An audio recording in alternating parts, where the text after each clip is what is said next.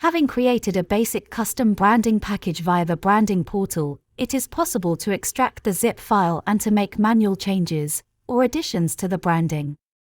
All the manual branding customizations available are found in the documentation, with examples.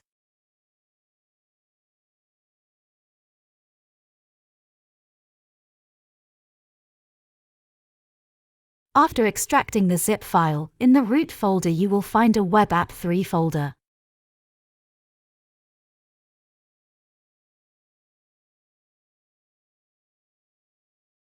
In there, you will find a branding folder. This contains all the branding assets created for us in the portal.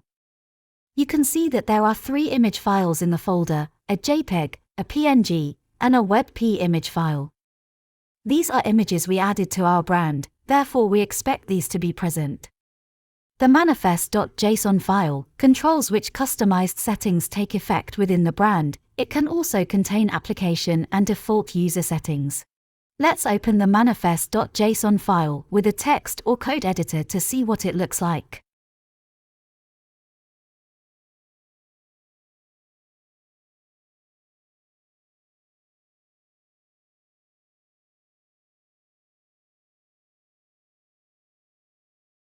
Looking at the properties of the file, you can see some of the values which were entered in the branding portal. For example, the brand name, the images, the app title, and color settings along with the background overlay settings. The docs list the customizations which can be made manually to the branding package. These are described in detail with examples of how to add these to the manifest file.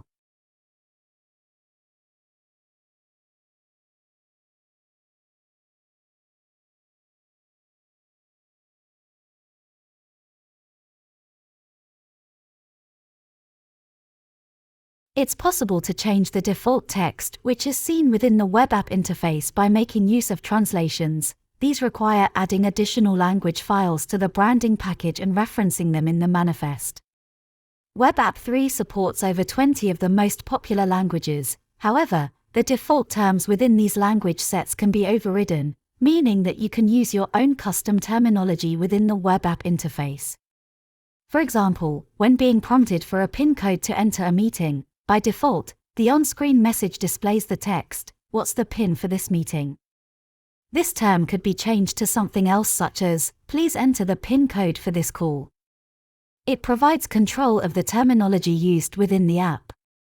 Once manual customization is complete, the files need to be repackaged into a zip file again to be ready to be loaded into Infinity via the management node.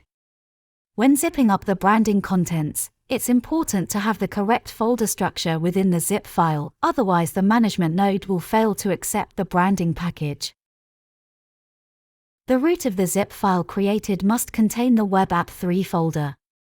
Within the Webapp3 folder, there must be a branding folder where all the branding assets are located.